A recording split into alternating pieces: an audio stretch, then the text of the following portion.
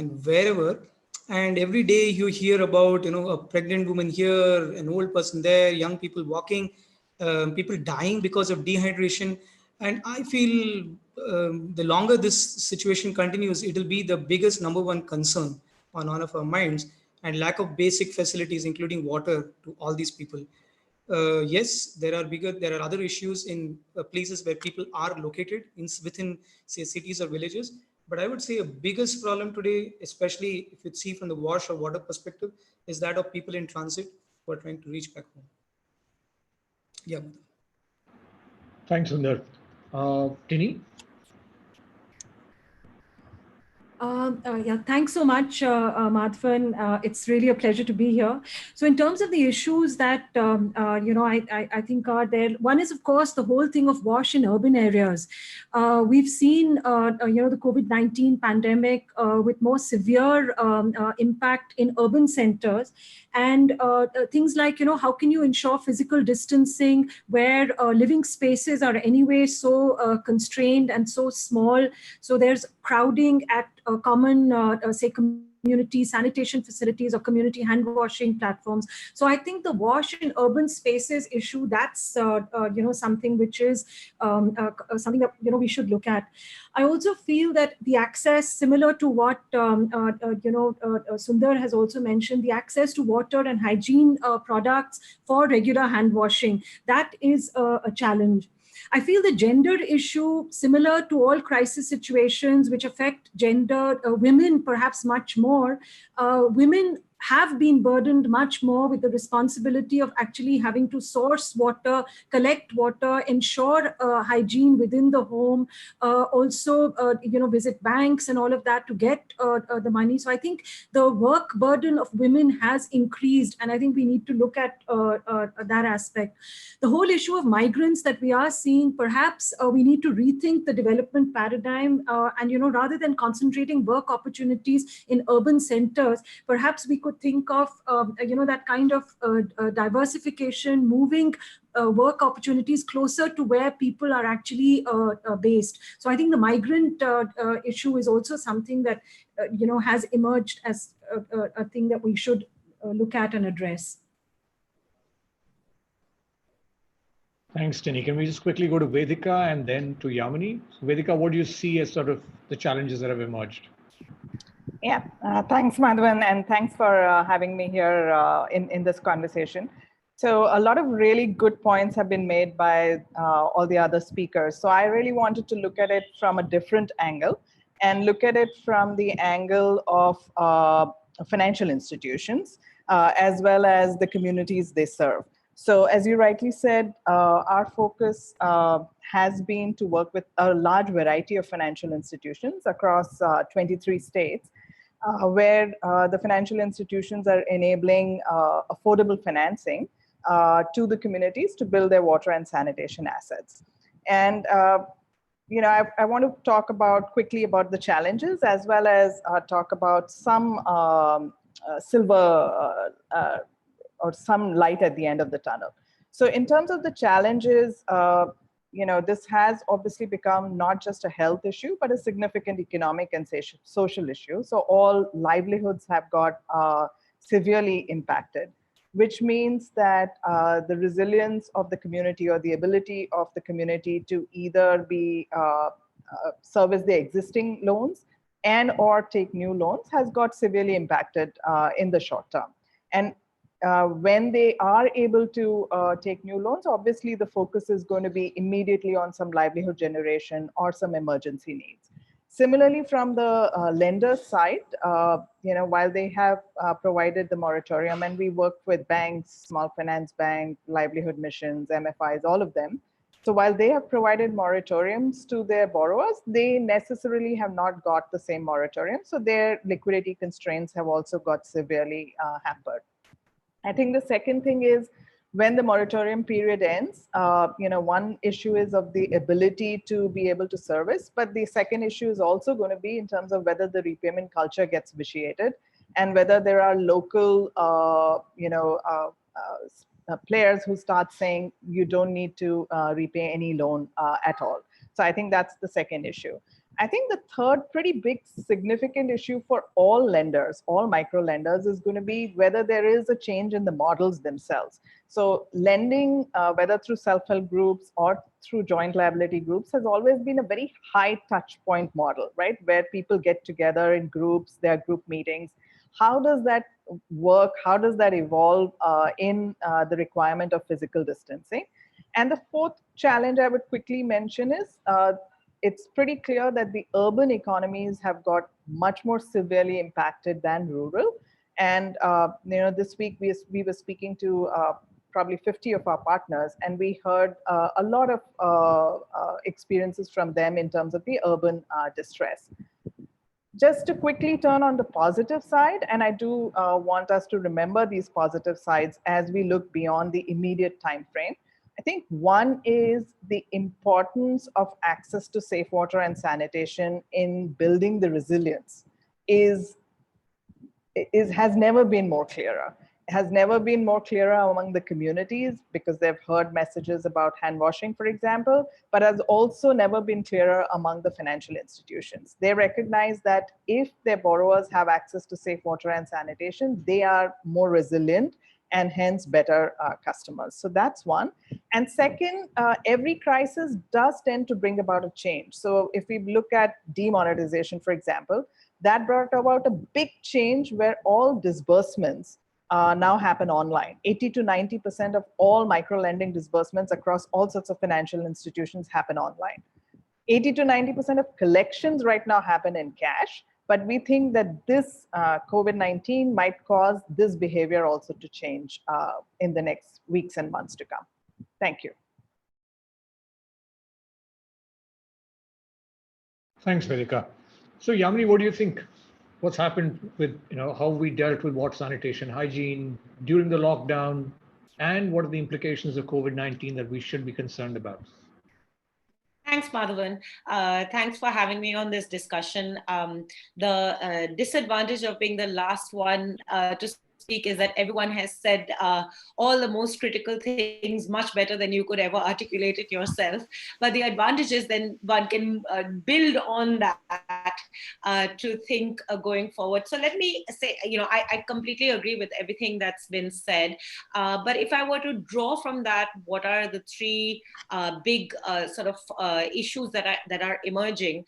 I think, essentially this whole experience of COVID has exposed some very, very significant fault lines in our policy making and in our social in our social life, and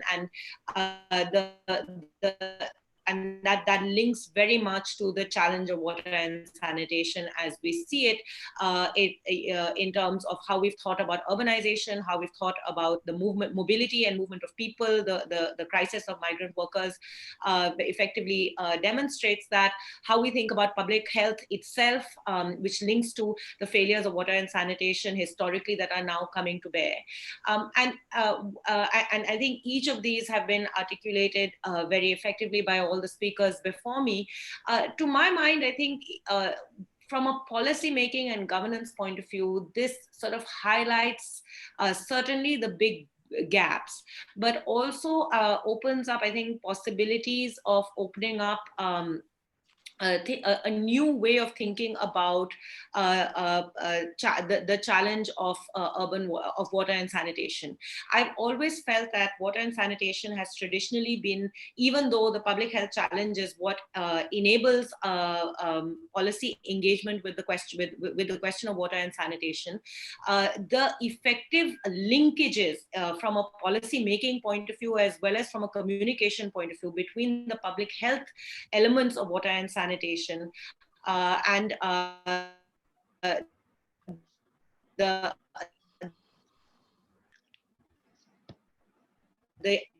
what it takes to sanitation have all departments function, and the way in which the communication mobilizes at the ground level. I think this is the first time that consequent to a disease, just the core of water and sanitation, hand washing, which then opens up all the challenges of the lack of access to piped water supply and the poor quality of sanitation comes together. And it comes together in a very real way. I think that the communication and messaging has, in fact, because of the nature of the crisis and the way in which the policy environment has handled it, has actually gone down very strongly. I think there is a general acknowledgement that hand washing is very critical to addressing this particular public health crisis.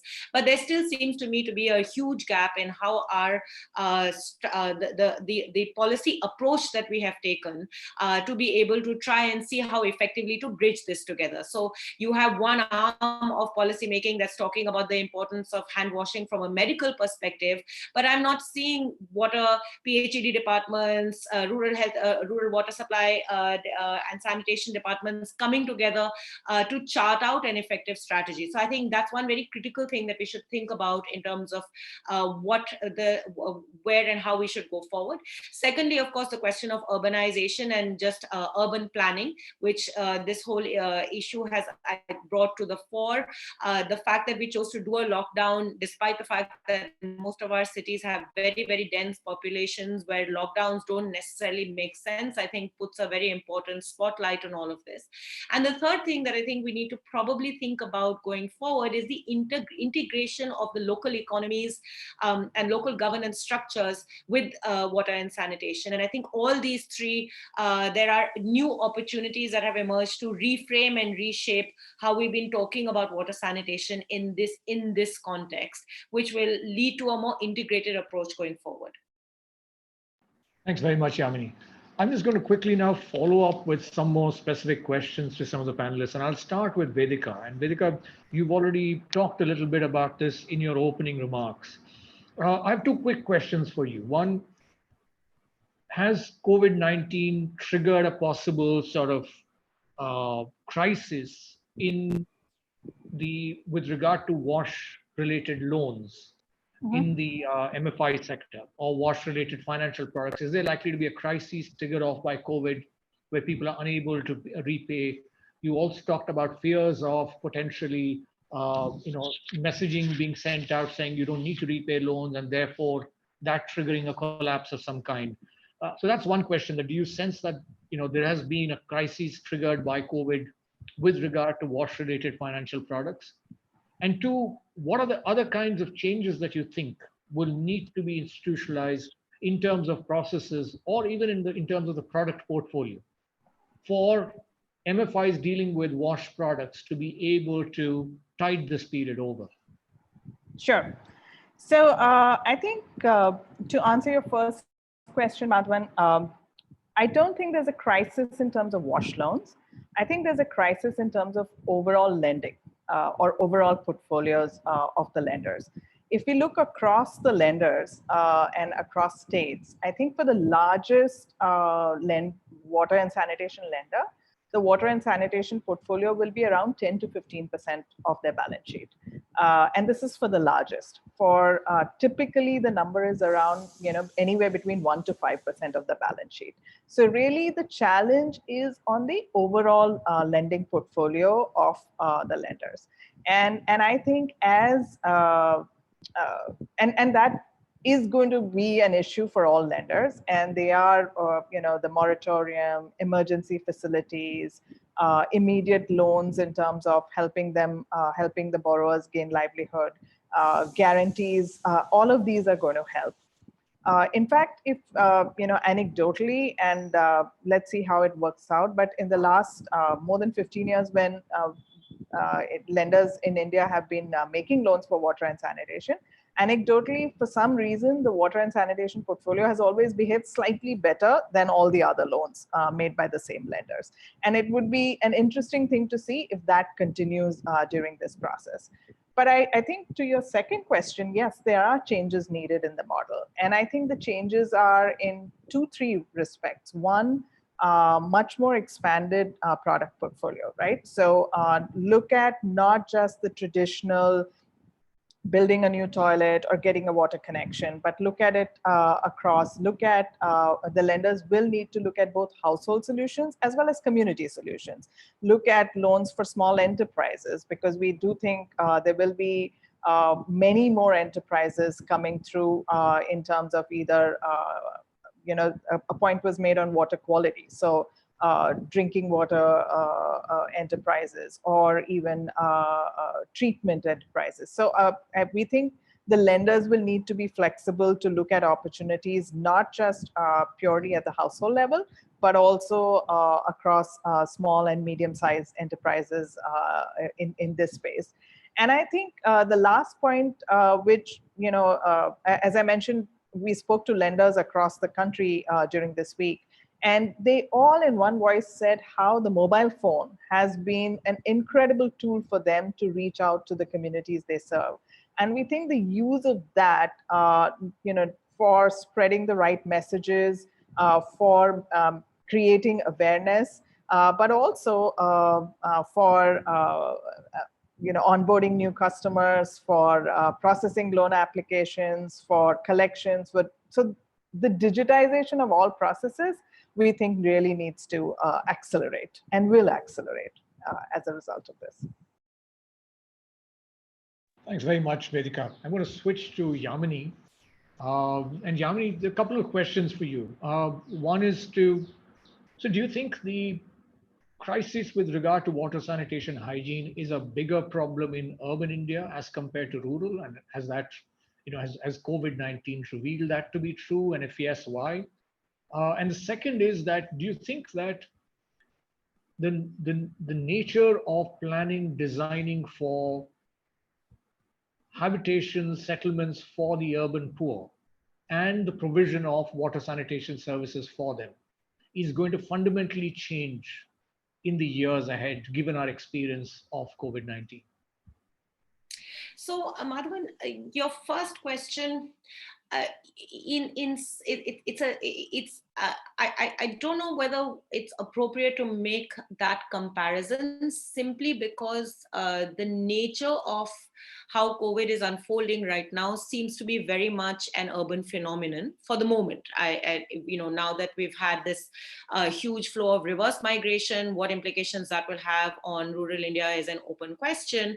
It is very much in fact, it's an urban phenomenon, and it seems to be a very localized urban phenomenon. So it's not, you're seeing outbreaks are emerging in what they're describing as hotspots, but even within these hotspots, the containment zones seem actually, if you look at the testing data closely, quite restricted to lanes, gullies, subsets of locations.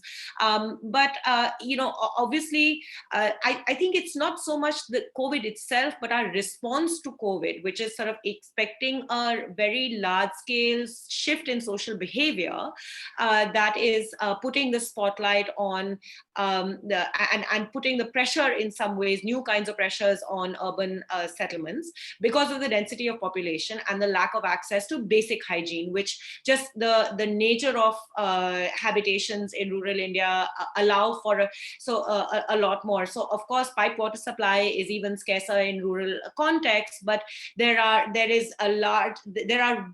different ways in which one can adapt to both hygiene requirements as well as the physical distancing requirements in rural contexts than in very densely populated urban contexts. So in that sense, I think the pressures are significantly higher, and the prospects of things going wrong are even greater because of the nature of the nature of the disease and because of population density. So in that sense, this is, to my mind, for the moment at least, this is very much an urban phenomenon, and it needs to be addressed thinking much harder about urban water supply and sanitation, which I think has always been it's been a more wicked problem to solve than rural sanitation, which is one of the reasons why you've seen less progress in the urban context than in rural areas. And maybe this is an opportunity for us to be thinking differently. I just worry that we're not thinking hard enough about this problem. I think certainly this has put a very important spotlight on the nature of urban planning, that how we've thought about urban housing, how we thought about urban sanitation for particularly for for the large cluster of migrant communities that come into cities and work in cities. But I think that a lot of how we think about the urban is going to change quite fundamentally over the course of the next 6 months. And it's going to change because of what Libby said, because we've had this massive reverse migration that is going to now, I think, change how rural India thinks about movement. And, of course, migration will, once the economy gets back on track, if and when just the pressure of jobs will eventually bring people back into cities. But people are going to come back into cities in very different ways and forms. My understanding of migration, in the early days, what one saw of people walking back home seemed to me to be a lot more of the short-term casual migrant who was coming in for three months. And usually that's an individual, not a family. But over the course of the last 2 months, we've seen families now moving back en masse. And I think as soon as things open up, people are going to head back. And once people head back, it's not going to be, I don't conceive that families will come back into cities over the course of the next few years. This is the impact has been quite significant in my understanding. So we're going to see a lot more of individuals coming back for work, probably large cohorts of young men coming back for work rather than women and families. That will mean we have to think about urban housing and link to that, of course, urban sanitation and water supply very, very differently. So the frameworks we apply to urban planning will need to both address the immediate crises, which by immediate, I mean actually medium-term crises, as well as think of the larger challenge of how we can create housing and sanitation for in our cities in ways for the long term that address the sharp fault line of sanitation that the COVID crisis has placed for both public health and sanitation. It also means that we'll have to think very differently about the role of local municipalities, both in addressing public health as well as sanitation. And I hope that that would be the opportunity to converge public health and water and sanitation as a collective part of our planning process and policymaking process. Thanks very much, Yamini. I just quickly switched to a completely different issue, which strangely enough has got very little attention at this point of time. And I want to pose this question to Sundar, that, while there's been a lot of chatter about access to water, hand hygiene, it almost seems as if water quality is not a priority anymore.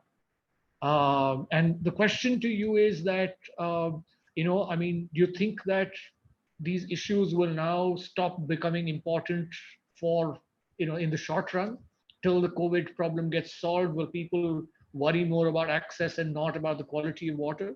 And if indeed this were to happen, what are sort of the short-term, medium-term implications of completely dropping the ball with regard to water quality in this country? Yes, Madhavan, what I'll try and do is to go to a very specific example, a very small case study, and then relate it to the wider question that you posed. So this situation is of a village called Jashoda Khunji in this district called Jhabua. It's a very remote village. Till few years back, we didn't even have roads reaching to the village. And some of us have been working with communities in this village for many years, I think now almost 10 years, trying to convince people to shift to safer water sources, because there are some water sources which are affected by poor water quality and water contamination, specifically there with respect to fluoride contamination. So the situation in some villages like these are that you have hand pumps close to your house, which you can actually access, but they are contaminated.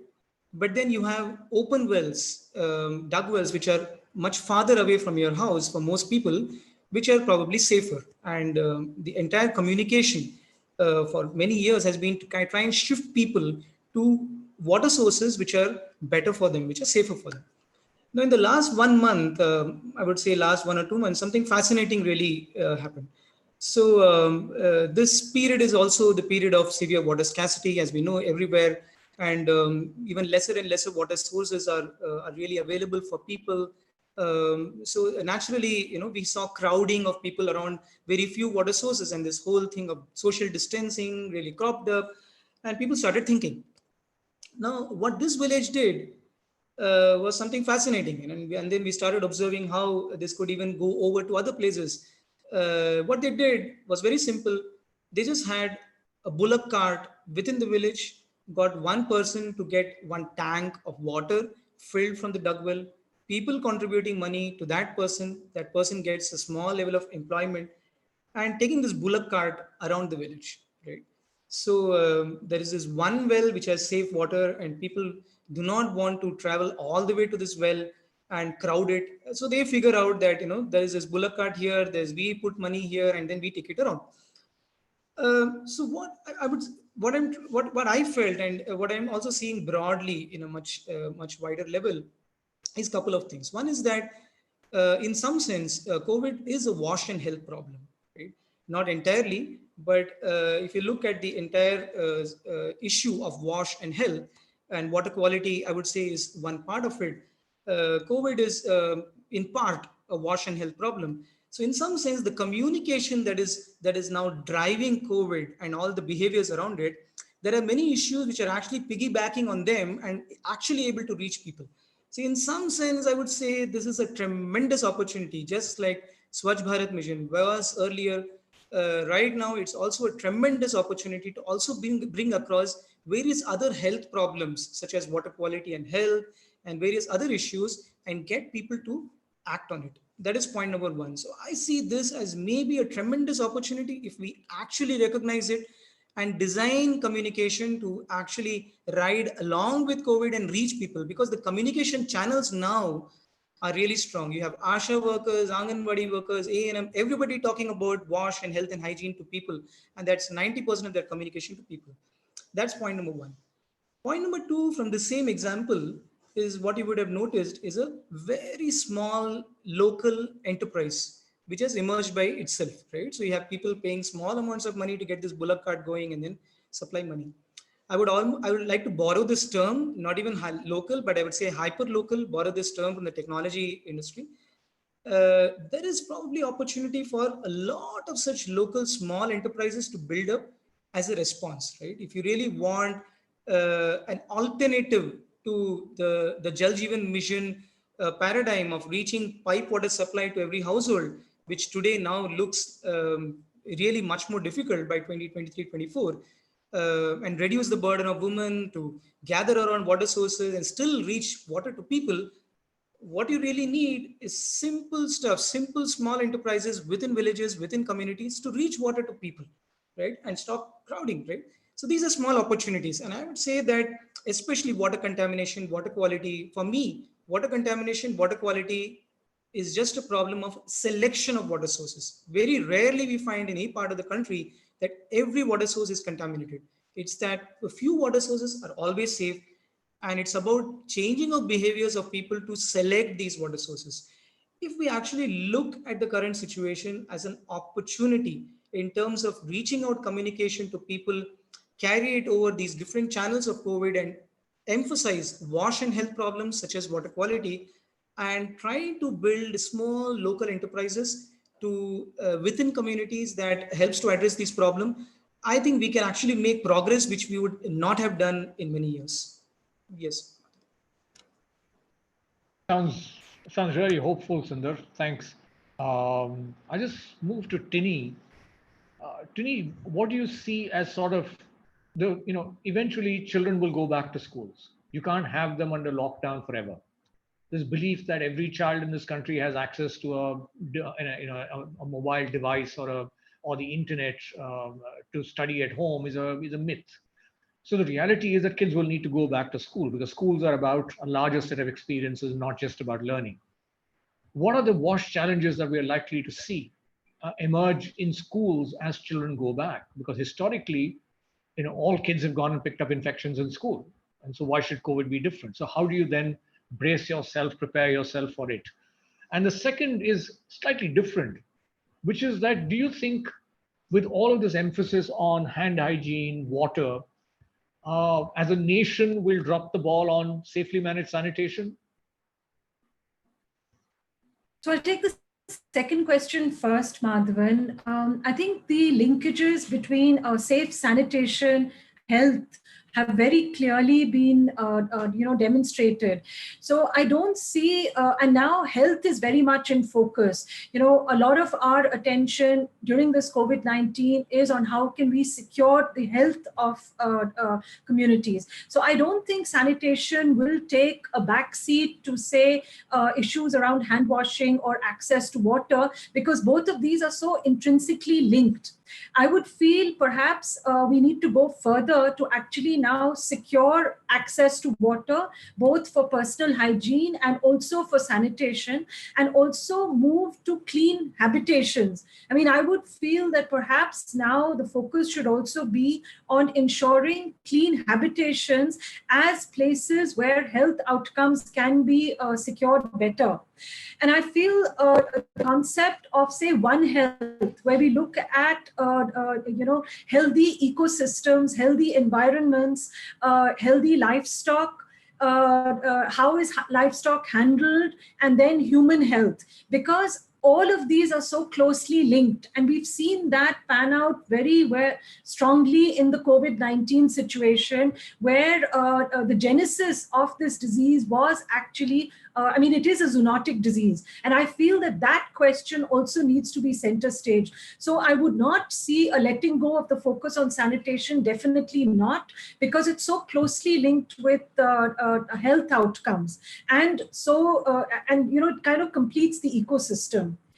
On the first point, yes, the issue of children going back to school is definitely something that we all really need to think through. Many of the schools, particularly in rural areas, are currently quarantine centers, and whenever things normalize and children, I would feel that perhaps children would going back to school, going back to universities would perhaps be the last in the whole process of normalization, because children, we don't have the space to keep children, at the physical distance norms in schools would be difficult to kind of manage. Children drinking water at common, drinking water stations, how would you actually manage that? So I think the protocols for how schools can be made more secure would have to be drafted very carefully. There would be a lot of responsibility on teachers to actually ensure that every child who's coming to school is well and is not suffering from a fever. That kind of a protocol would need to be put in place. So we would need to build the understanding of our teachers much more. A lot of the schools have been our quarantine centers currently in rural areas particularly. These would need to be disinfected very well. So, what would be the protocols around all of that? But we need to visualize when children come back to school, because that's going to normalize the whole situation. Children staying back at home for such a long period of time hasn't been, not all of them have access to digital platforms to actually learn. So I feel we need to think through this better, and how can we actually ensure that guidelines are developed and the capacity of our teachers is built to be able to follow these guidelines. Thanks very much, Tini.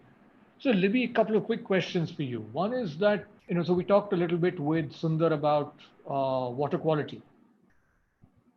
Do you think that with this emphasis on making sure that you're going to get water for hand hygiene with increased requirements for it, the focus will revert back entirely to just seeing it as a distribution problem? And the emphasis required for ensuring sustainability of the source to be able to guarantee and assure water for the future, that's going to fall by the wayside. Do you see this as a likelihood where we will start to focus on this as a distribution problem and lose sight of the need for investing in sustainable sources? And the second is that there is now more than ever before an urgency to promote pipe water supply. But the fact is that we've had significant setbacks in terms of this can't be a priority for district administrations for a long time. So in some sense, the 2024 dream will either have to be pushed back or might not get realized. But is there a likelihood that governments will start to look at build, operate, transfer as a solution to solving the problem really quickly in a short span of time, or start giving out contracts for enterprises to say, you get the infrastructure in place, get all the pipes and taps up to a household level, we'll pay you for operation maintenance for 5 years.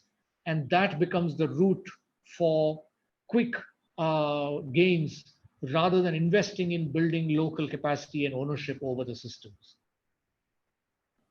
Well, Madhavan, I'd like to think that water sustainability will continue to be a focus area, both for policy and also practice.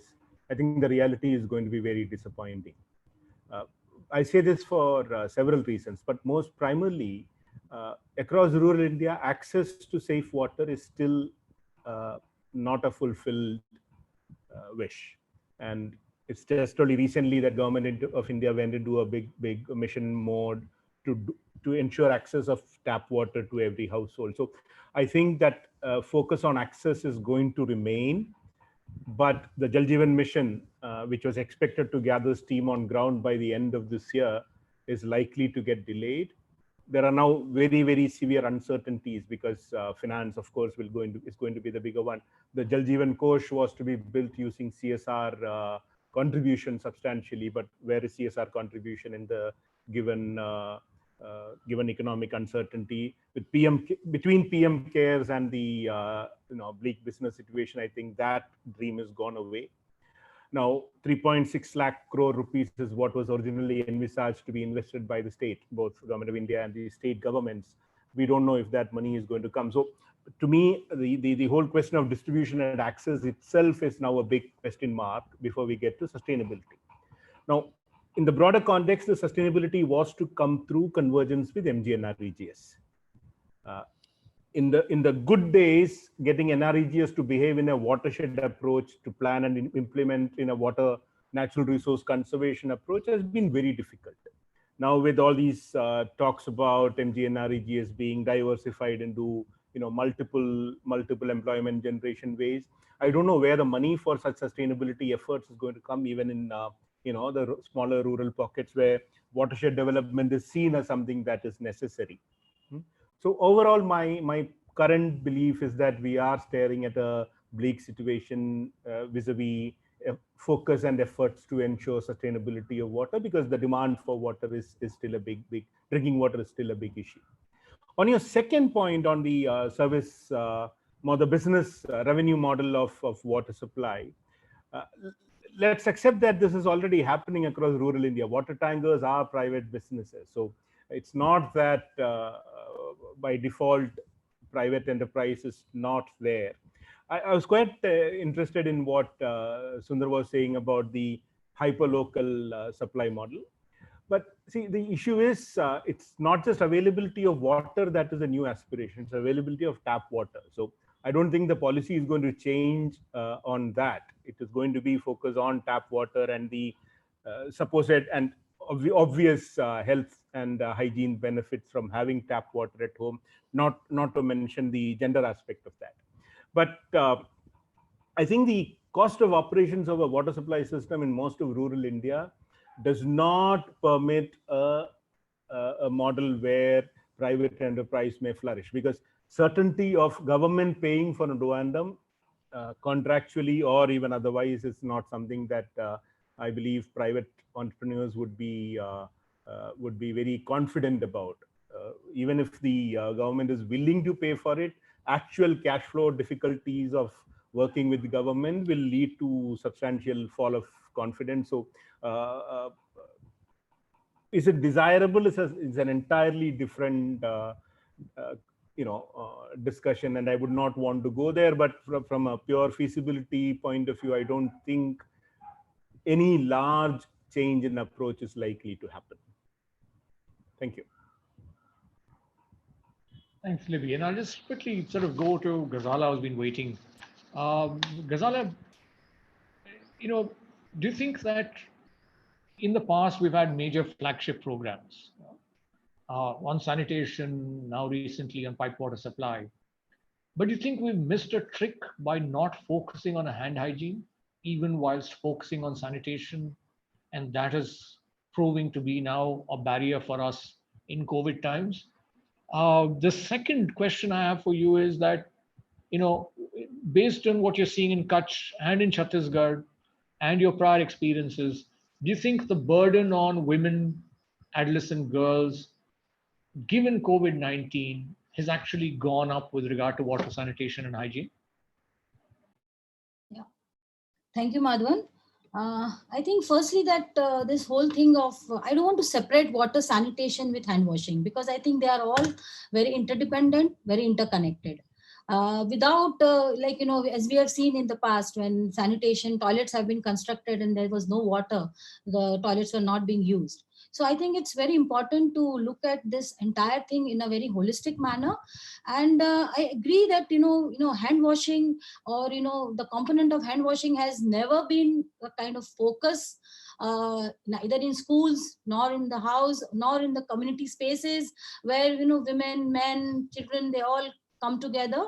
So there is always been kind of this whole hand washing issue has been sidelined, especially when we look at we know that in our country like India, where there's so many cases of diarrhea and other hygiene issues, where this becomes so important, to try to bring into focus this whole issue of hand washing. But I think somewhere now with COVID and lockdown and everything, people have started talking about hand washing. But I would say that, this needs much more investment, because it is also a behavioral issue. It can't be like, water which is physical, which you provide through rain, through different techniques, pipe water, rainwater water harvesting structures and things like that. But when it comes to hand washing, it is more, or it's more of behavioral issue. And that has, I think, never been thought. That there's never been into the main debate, or into the kind of, no schools teach you. It's such a simple thing, but nobody, even schools, spaces like where children have to learn by examples, there are not enough hand washing stations, or there are classes, or they're being taught about it. So I think it's an issue which we have to really wake up on, because we have to focus on hand washing. We have to focus on bringing the underrepresented also into a decision making kind of environment, because normally it happens that women are, women, when we talk about women or adolescent girls, they are basically the service they provide, because water is normally in the hands of when getting water from a well or a hand pump or a space, is a women's responsibility. But when it comes to taking decision on availability of water, using it the way you want, it's never been they have never been in the forefront. So I think this is the time when the issue has to be highlighted, the issue has to be brought into forefront, and things have to be also looked at, not from a very piped water, but because there are a lot of areas which doesn't have water, doesn't have pipe water. People buy water. They also, like, I would give one example, in this period, and people are digging holes and taking water. So getting one pot of water takes 3 hours for a woman to sit and slowly in the vidas of Kutch, take water and fill her pots, 3 pots, walk home. So it's been a kind of a very kind of a precarious situation. And in that context, I think telling them that you have to wash hands this many times a day, motivate them, it isn't possible. Also, I was just imagining what happens. I think Yamini and others spoke about it. That what happened when women are in transit. When I'm looking at, when watching TV, looking at the way situation is, women are walking for 3 days, 4 days. What comes to my mind is, where are they? Where are the toilets? Where are the public spaces where they want to wash hands? Women are menstruating. They are giving birth on the road, and there has been no concern for things, such a simple thing like, you have to keep yourself clean. You have to have your personal hygiene. Where are those spaces? Where are the decision makers who have never thought of such things in the wider spectrum of, making all kind of announcements of, things which look so, kind of alien. So I think it's been a very and I think COVID should be taken up as a kind of, because this is something which is so life threatening, and it's so important for wash is becoming very important in this whole discussion. And I think we should be talking to the policymakers and we should be influencing them to kind of bring that on forefront. Thank you. Thanks, Ghazala. I'm going to just open this up to the entire panel and give you all a chance to ask one of the other members of the panel a question. Anyone that you'd like to ask, you could just raise your hand and then go first. Here's an opportunity to ask someone else on the panel a question. Why don't you go ahead?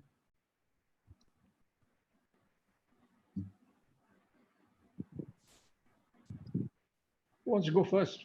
This is Tini. Yeah. So Ghazala, I mean, in your work in rural areas and in Kutch, like for us, the question that Madhavan asked me as children go back to school and all of that, but we also see issues around access to infrastructure being very limited. I mean, in schools, Anganwadi centers, and I think one of the participants has also asked this question, that where access to basic infrastructure is not there in, say, an Anganwadi center or in a school, how do we ensure that, the norms around hand washing are adhered to?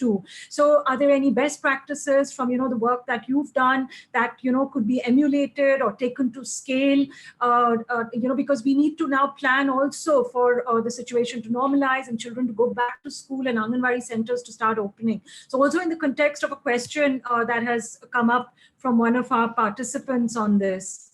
Yes. I think best is to, we have examples where we have done in Anganwadi, like you spoke about Anganwadi. I think Anganwadi is such an important place. And we saw when we were while working in Kutch, we saw women, Anganwadi workers didn't have a space to wash their hands or go to the toilet. And that is something which we felt was so important, where there are such young children and they're handling them, they're providing them with meals, they have to have their hand properly washed and clean and everything. So what we thought we did was we also promoted rain roof water harvesting structures over there. So that there is enough water in the Anganwadi for hand washing of children, from Anganwadi worker, helper, people who are preparing food, and also good practice for children to see that hands are washed. And I think it's very good, because it has created examples where children have gone back home and told their parents that before I eat I have to wash my hands. So I think these are very small things which can bring in behavioral change. It can bring in accessibility to resources, so that one learns to kind of practice things and also get it ingrained into their day-to-day lives. Thanks, Madhavan, if I may make a quick point on the rainwater harvesting, and sure. I think that's a really, really important point. And when you asked me earlier, do you see the the behavior of the financial institutions changing, for example?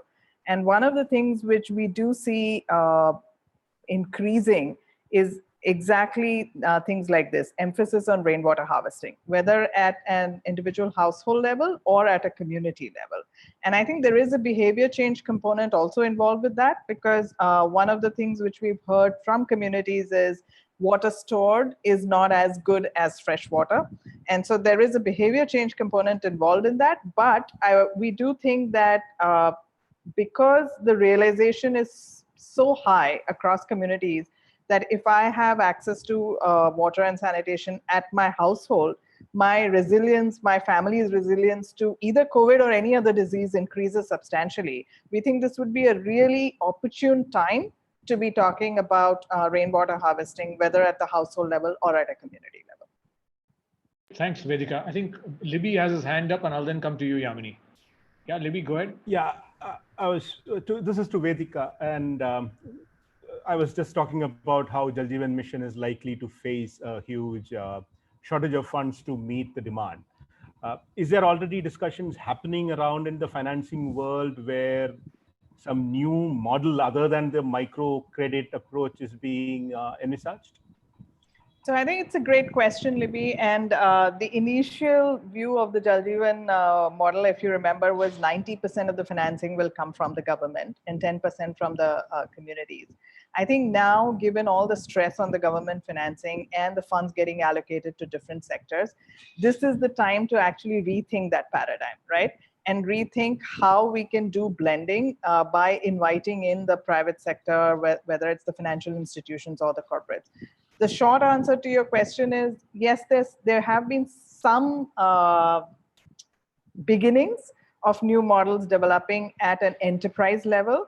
But I would say this is the time to really scale that up and probably nudge it by a couple of policy measures, right? So for example, if the RBI were to say for a limited period of say next 5 years, all financial institutions need to have X percentage of their priority sector lending dedicated towards water and sanitation. We think that would bring about it would force innovation in terms of models around enterprises. It's a little bit of a stick, but it's probably the right thing to do at this time. Another thing might be the government saying, we have limited resources, but why don't we use some part of that money to give an interest subvention, whether it's for enterprises or households. Again, that will trigger more thinking and more brains getting focused on this. So we do think that's the need of the hour in terms of the policy. Thanks, Vedika. Yamini, got a question? Sorry, forgot to unmute myself. So I was actually curious, just listening to everyone, what this whole experience of the last 2 months and potentially the future of managing the COVID is sort of pointing to is how one single virus has impacted every single aspect of our social and economic lives, and effectively, essentially, we are talking about therefore the need for a very integrated policy approach to addressing things going forward, and especially listening to Libby and Vedika Ghazala, I mean, it goes from how we do natural resource management to how we are thinking about programs like NREGA, which have an element of natural resource management embedded in them, to how we're thinking about schooling, nutrition. So in a sense, this seems to me, as somebody who's been obsessed with how siloed our approaches to development is, it seems to be this is an opportunity to think about integration in a sensible way. And I was just wondering, from the point of view of, are then our local governance institutions, whether it's a panchayats or the municipalities, useful anchors to think about for that, and what would it take? And I was just curious to get your perspectives on both. Is that the right way of thinking about it? Do we have the institutional mechanisms but they need to be mobilized, or is there a vacuum that needs to be filled? Number one. And number two, in order to do this, what are the kinds of critical capacity gaps that need to be filled?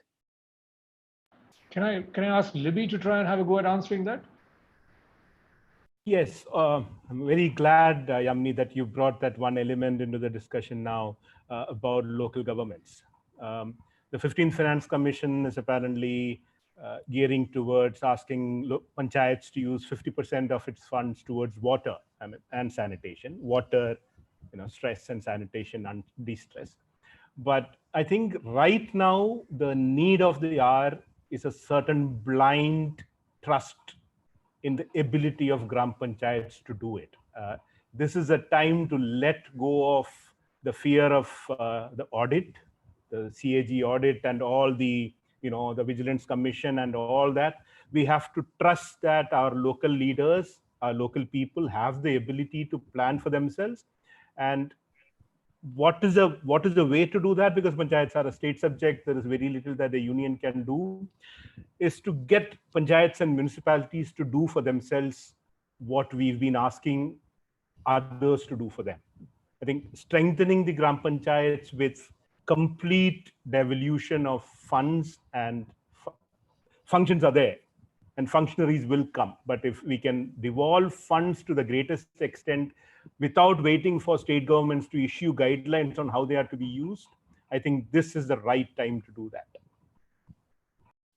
Great, thanks, Libby. So I'll just add to Libby. I think given that our local institutions are closest to the community, they're also the best placed to actually build the knowledge in the community among, norms that need to be followed, and also get community support for infrastructure that is lacking in these areas. So I think I agree with what Libby says, that our local institutions, and these could be community institutions, women's federations, self-help groups. I mean, these community institutions exist, Yamini. So it's not that anything new has to be created. Urban local bodies, they're all there.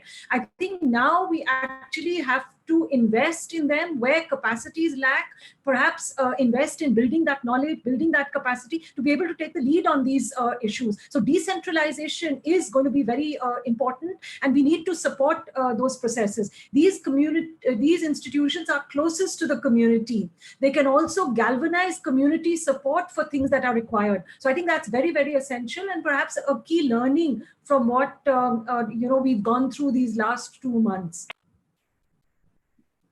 We have time for one more question that any one of you can ask somebody else. Ghazala, why don't you go ahead? You have to unmute. Ghazala, we can't hear you. Ghazala, we can't hear you. Yeah. I was on mute. Yeah, I also want to add to what Tini, Yamini, Libby, Yeshik, Vedika have been talking about. I think I want to say that it's also important that when we're talking about policy level change and things like that, we also, and panchayat, the role of panchayat is undebatable. It has to be, they have to be taking a very important, play a very important role. Also, but with that, I think it's also respecting the traditional ways of doing things. Rather than always talking about technology and bringing in something from outside, I think it's very, very important, and that we, in the past years, we have completely kind of eroded it.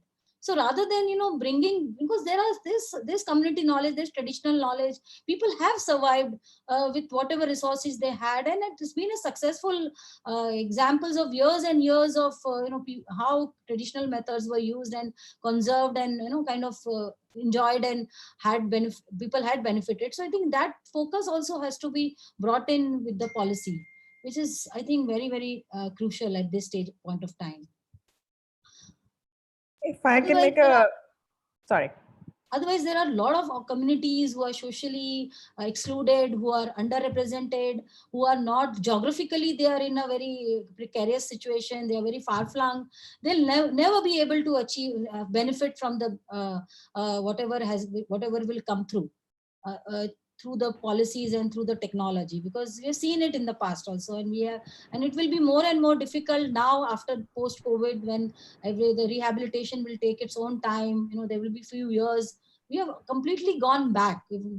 Whatever we did, we have actually gone back. So we have to now see how best we can do things so that we can achieve more and more and can be reached out to people who are unreached. Thank you. So Vedika quickly, and then Yamini. Yeah, no, I just wanted to respond to what Yamini said. As somebody who's a relative newbie in the development sector, I agree with you that it's frustrating that we work in silos. And I think it would be a shame if we fritter away this opportunity almost to work together. And while some great points have been made about local institutions and letting them do what they can do, I also think there is an increased opportunity to work together, even at the policy level and in Delhi across ministries, not just at the community level. Yamini, go ahead.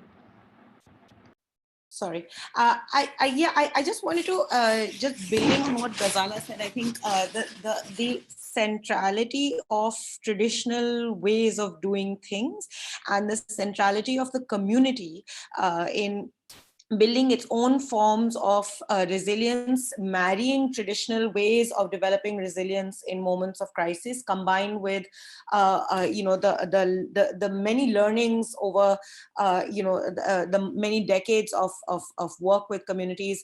This is the time for us as a community, as a sort of group of people who in some ways play the role of mediating between communities and technocratic approaches, to maybe maybe think a lot harder about how we have tried to define the community. And you know, it's just sort of Ghazala triggered a thought. So what I have to say is it's poorly articulated. But I do think that often what we have done is in talking about community and community participation and community engagement, we've done so somewhat instrumentally, perhaps, too, and less so in terms of actually thinking about what genuine strengths communities have to be able to present those to the policy making world, and think about policy making in ways that don't have to see community as instrumental leverage for achieving whatever they want. So, you know, when the government talks about more working capital to self-help groups as instrumentally leveraging it for some local thing that they want to do, you know, if we can, I think it's for us to shape what that means, and for us as a community to maybe debate community a little bit more and its traditions in a more proactive and positive way. A great point, Yamini. I'm just going to ask Sundar, who's kept quiet through this round. Sundar, do you want to sort of respond to what Yamini just said now or earlier, or anything else? Sorry, actually, I went off the call for a bit here. Yeah, so one thing, you know, I feel a big crisis definitely, you know, which people coming back and then for the next 6 months or a year or so is going to be livelihoods on ground, in the sense that the biggest thing on people's mind is definitely going to be basic livelihoods, money, and, you know, carrying their basic lives forward. So it's for every sector. I mean, here in the wash sector, for any other sector, to be then thinking of working very closely with the livelihood sector, in the sense that say for example, if we have something like the Jal Jeevan Mission, which is anyway going to be crippled for finance, which going ahead and taking its mission ahead, it's probably a right time to reimagine Jal Jeevan Mission as something much more localized and something which creates meaningful jobs locally. Yes, the program has been talking about 1 million women working on ground and a lot of that. But then let's imagine also the skill that people coming back also have. You know, you have masons coming back. So many of these people are working in the construction industry. You have a lot of plumbers coming back. Maybe, you know, maybe we actually now have an opportunity to take ahead programs like Jal Jeevan Mission in a very different way, you know, in the sense of community coming forward, not just to plan programs, not just to plan their resources, but also in being able to have the skills to execute it, right? The question then comes about, do they really have the skill, right? How much do we trust that skill? Can they really execute programs?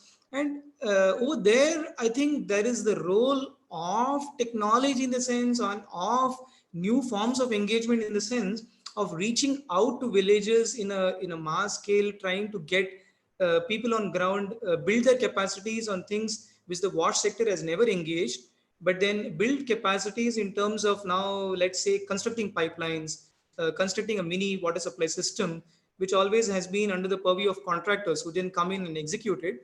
But what about communities themselves executing these programs completely, right?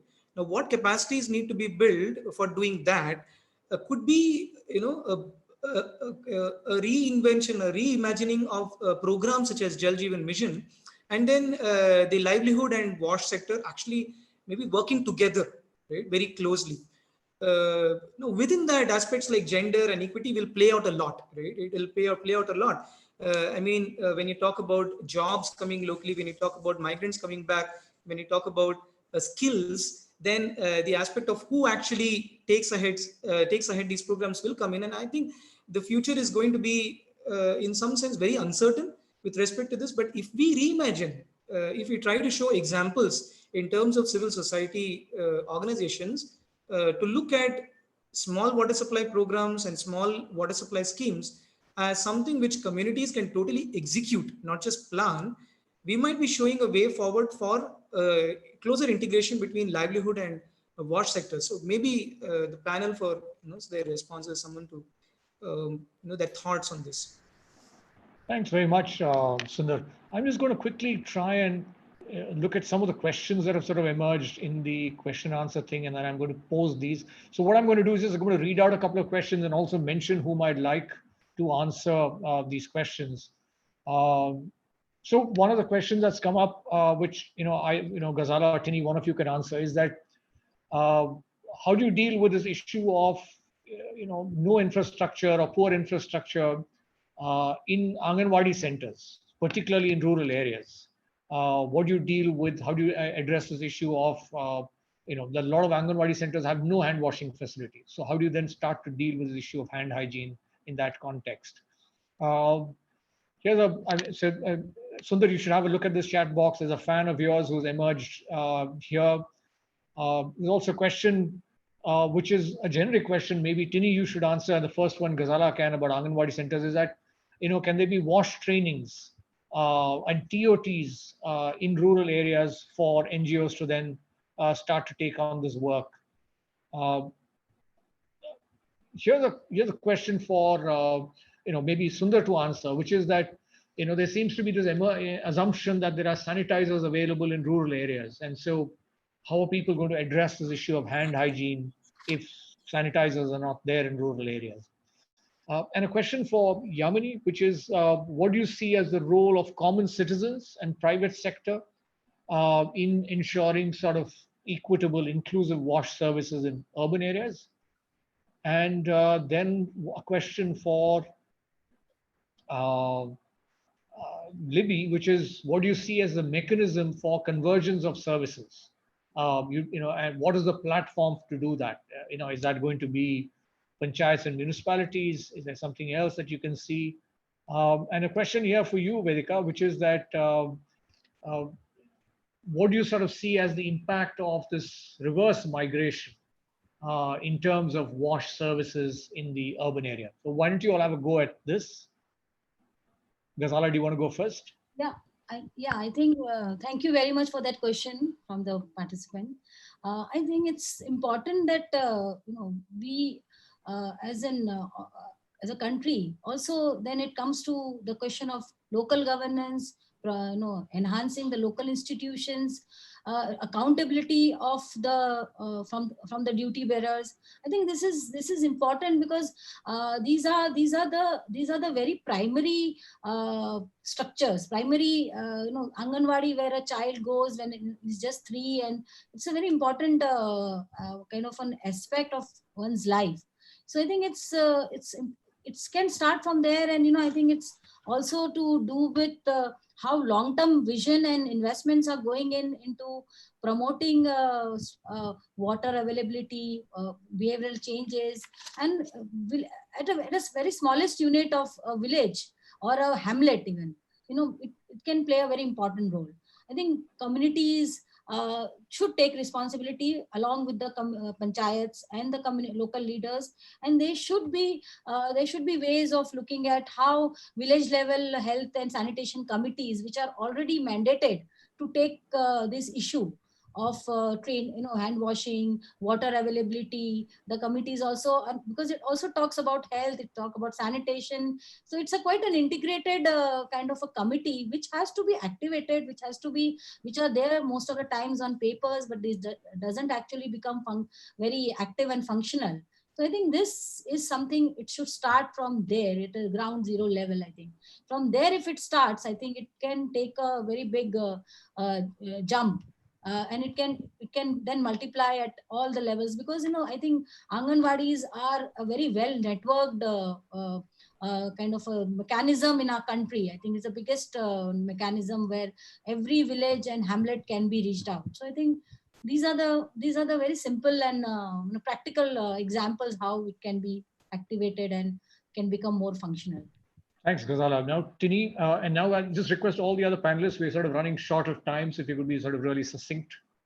Tini, next. So I think in terms of access to sanitation and water services for Anganwadi schools, we'll have to be a bit innovative, think out of the box. As Sundar said, there the reverse migrants. There are many skills that the reverse migrants had. So could we look at that, low cost hand washing stations? Could that be made out at the local level? The roof rainwater example that Ghazala shared. So we'll have to be innovative to facilitate access to both sanitation and hand washing at places where there isn't that facility. On the a question, comment that came from one of the participants, and I think that is definitely something that we can do. We can put together, say, an online training on watch security at habitation level, and all like-minded institutions, we could come together and actually develop such a training program. So I think that's a very good suggestion and something that we could action.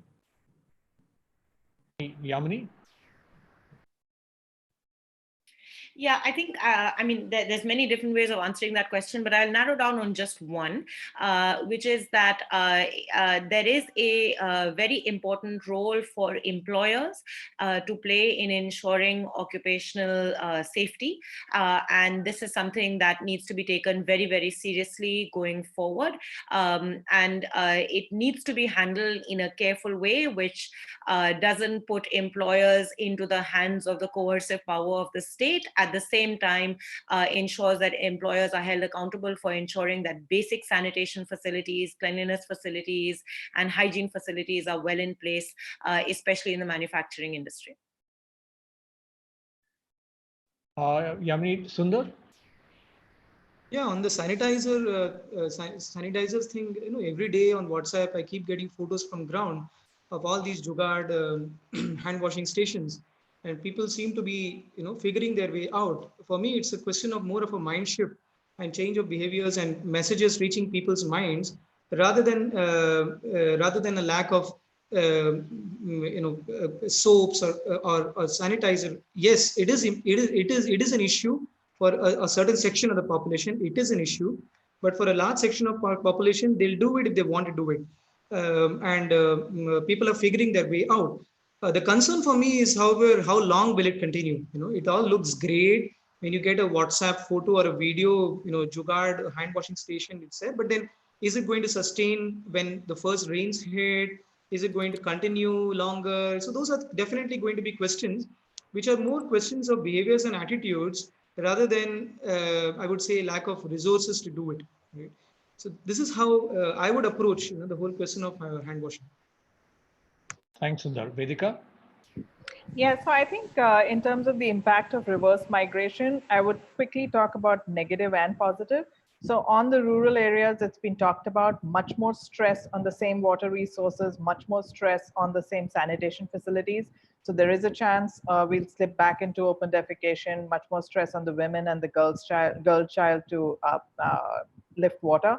On the positive side, on the rural areas, I think it's been talked about, skills coming back, so many more opportunities for local entrepreneurship. And in terms of impact on the urban areas, again, on the negative side, the impact of reverse migration is going to be skill gaps, people moving back to the rural areas. But I'm hoping on the positive side, there's much more impetus now to look at decentralized water sanitation solutions, and not just depend on the big schemes of pipe water supply or big schemes of sewage, but much more emphasis on quicker decentralized solutions, roping in and crowding in the private sector. Thanks. Libby? Yeah, on the convergence of services, the question, I think in the context of rural India, there are the 4 most important and significant platforms that are available most likely within 1 kilometer, 1.5 kilometer of every rural household in this country. The first is the women's self-help group. The second is the Anganwadi. The third is a primary school. And the fourth is the Gram Panchayat. Any convergence of any significance can happen in one or more of these 4 institutions that are already available. Unfortunately, what is blocking this is the fact that convergence is a government scheme.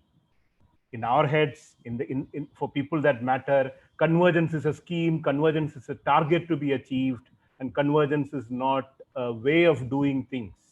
So as long as that block remains, I don't think any of our discussions around convergence makes much sense. But if somebody is willing to bell the cat, those 4 institutions that I just listed are sufficient to meet 80–90% of the needs of convergent action.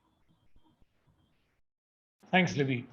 Unfortunately, we sort of run out of time. I would have liked ideally to have gone back to all of you and asked you for one positive takeaway. But since we've run out of time, I'm going to quickly try and, based on some of the things that you've said, I'm going to try and wrap this up by focusing on 3 or 4 critical things that have emerged from this conversation, thanks to you all. And I'm going to quote you all liberally in doing so. One is that, we need to secure access to water. That's our first priority. As Tini said, and that needs to be an emphasis moving ahead. I think it's quite clear from this conversation that hand hygiene has not really been a priority, and it's something that we will have to focus on. COVID-19 has focused the spotlight on hand hygiene. We need to use this opportunity to try and spread this, because the long-term public health benefits are going to be enormous, and we need to sort of take this forward. The point that Vedika made about the fact that there are going to be new products, for example, roof rainwater harvesting, but more importantly, we're going to see how mobile phones are actually potentially going to become a disruptor in the way transactions start to take place in this space. And I'm going to end with probably 3 of the most important takeaways from this conversation. One was about the fact that we need to look at integration, and we need to recognize that local institutions of self-governance are probably the best place to do it.